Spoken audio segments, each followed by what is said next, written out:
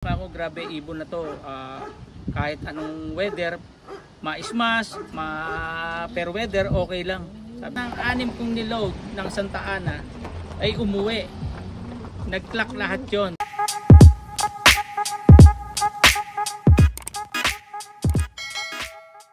Magandang hapon mga kalapatids, ako nga pala si Mino Pascual, Punisher ng Ugong, Valenzuela City. Yun, syempre bago natin simulan tong video to yon, sir, maraming salamat sa pag-unlock na makapag-loop visit sa'yo. Yun sir, pwedeng may pasyal mo kami sa loop mo.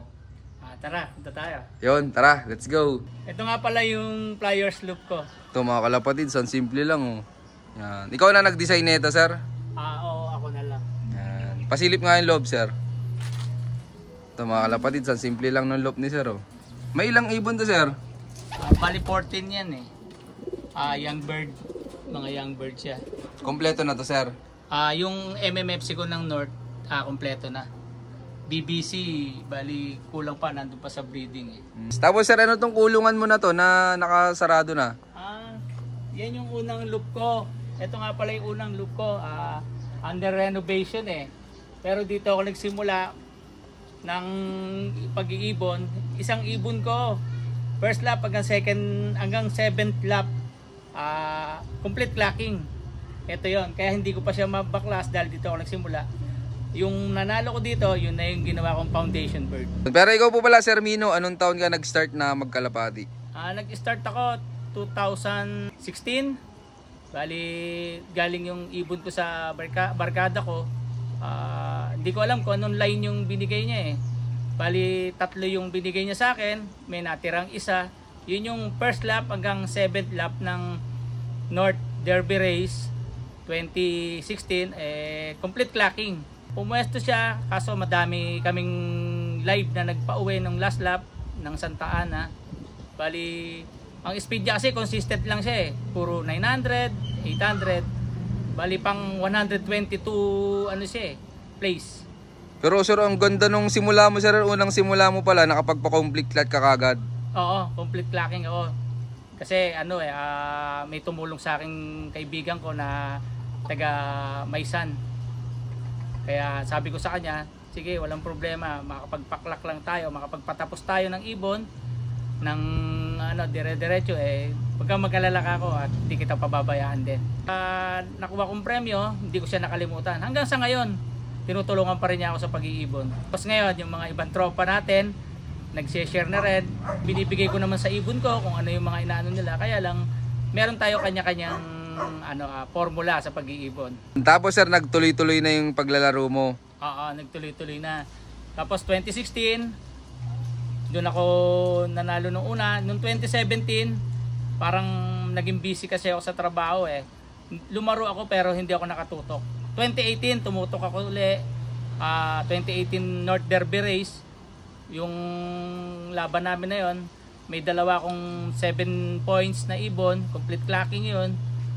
Yun din ang ginawa kong foundation ngayon. Bali, yung 2016 kong nanalo na nag-iisa na hen, naglabas sa akin ng anak. Ngayon yung nag 7 points din na hen, nandito ngayon, ginawa ko na siyang breeder. Oo, isa no, yung nag-complete lacking mo pala sir, nag-anak na rin ng winner. Oo, winner na rin. Kaya yung dugo nun, nandun pa rin.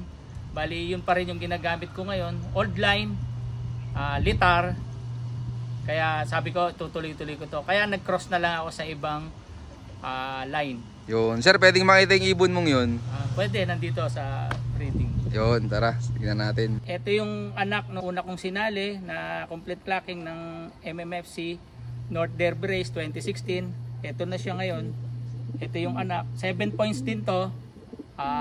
2018. Bali, dalawa silang magkapatid na nanalo. Ito siya. Ito mga kalapatid, so. Ano ng bloodline na to sir? Litar to litar. Tapos kinross ko na lang sa Dr. I. Ito yan. Ito mga kalapatid, so. Dito na ako kumuha ng foundation. Nagsimula to rito. Tsaka doon sa nanay niya. Tapos sir, pwedeng malaman ano naging achievements nung ibon na yan sir? Ito, umuwi to super smash. 6 yung in-entry ko. 2 lang silang nag-clock. Pero 6 din ang pauwi ko nun. Hindi nag-clock yung 4 dahil super smash noon sa norte. Kaya eto, result. Eto, napakagaling nitong ibon na to. Dito ako believe, hen to. Pero grabe ginawa niya to. Kahit na umuwi talaga siya. Ganon din yung mga anak nito na ko sa ibang kaibigan. Ibang klase, tumitira talaga kahit na hanggang dulo. Consistent yung speed niya, hindi siya mabilis, hindi siya mabagal, saktong-sakto lang. Ito palang ibon na to, achievement na binigay sa akin ito, ay pumasok to sa overall. 7 points, overall to ng North Derby Race 2018 ng MMFC.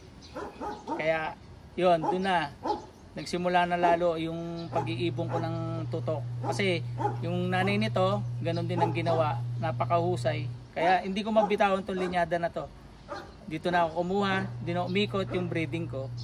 Yung anak nito, na si Nomi, binansagan ko Nomi, overall din ng South. Abo, isa no, nandito ba sir?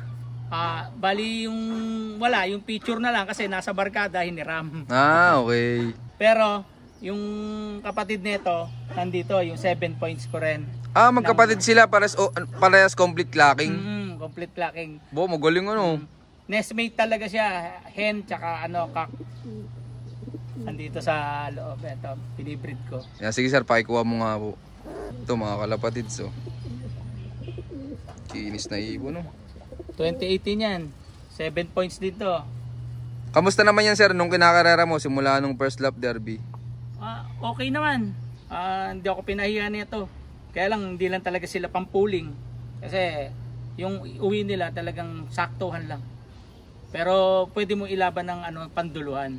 Mayroon kaming lipad na Quezon sa norte na talagang super ismas.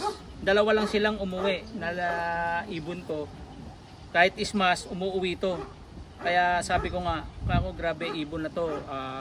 Kahit anong weather, ma-ismas, per weather, okay lang. Tapos, ang speed nito, umispeed to ng kulang 1.3 to Gigaraw. Ang tulin 2018 North Derby Race. Linyada ko nito, meron ko linyada nito. Nanalo ako ng pulling side bet dahil sa linyada na to. Sa South kami naglaban-laban, nanalo ako ng medyo maganda-gandang laban at magandang premyo. Ayos. Tapos sir, gaano ka kasaya nung dumating yan, nung galing last lap? Nako, last lap, ang ibon ko niload 6. Ang live ko sa 6 na ibon, 2. Yun yung hen, yung kapatid nito. Ang naunang umuwi, yung hen. Sabi ko, sigurado na. Dahil sigurado, paparte na ako dahil may nag-lock na sa akin. Hindi nagtagal, may umuwi na namang isa. Yun naman butas. Sabi ko, sana umuwi na rin yung isang live ko. Eto nga yun. Nag-port bird to. Pero lahat ng 6 kong niload ng Santa Ana ay umuwi. Nag-clock lahat yon. Butas lang sila ng tigi-tigisa, yung super smash. Ang nag-clock ko ng super smash, eto lang, tsaka yung kapatid niya. Hindi nung magkapatid na yun sir, Tapos yun pa yung pinakang una mong ibon, Oo. Una kong ibon sila, kaya sabi ko nga, dun sa kaibigan ko, yung kaibigan ko na yun, hanggang ngayon, kahit sa kami magkita, hindi ko siya nakakalimutan. Dahil sa binigay sa akin na ibon na yun. Tapos siya na rin nag-mentor sa'yo, sir? Oo, tinuruan niya ako. Dahil noon, nung una pa lang ako nag-iibon, wala akong ibang alam sa pag-iibon. Siyempre, bago tayo. Ang pinaiinom ko lang, yung multivitamins, tsaka yung calcium. First lap hanggang last lap, puro ganun lang. Pero ang ibon ko, umuwi kahit cut off. Pero yun lang ang tulong na binigay ko. Ano to mga kalapatid, abangan pa natin yung mga magiging anak neto nila, yung magkapatid na to. Tapos sir, baka may magtanong na viewers natin mag-out ka ba ng mga magiging anak pa na nila? Sa ngayon, marami kasing mga tropa na humihingi nagpasuksok, ganyan. Inuuna ko muna yon. Kung meron silang katanungan o gusto nilang kumuha ng linyada nito, i-PM na lang ako. Yan, ito mga kalapatids, nasa screen yung kanyang Facebook name. I-PM nyo na lang si Sir Mino at kayo na lang ang mag-usap. Yon, shoutout sa inyo lahat mga kalapatids. Maraming salamat sa patuloy yung suporta. At yon, syempre, bago ulit matapos tong video to, meron ulit tayong ma-shoutout ngayon. Shoutout kay Sir Victorio Palesa. Shoutout din kay Maoslop ng Paranaque. Shoutout din sa Daislop Subia. At shoutout din kay Sir Jonathan Flores. At shoutout kay Harina Lop ng Pampanga.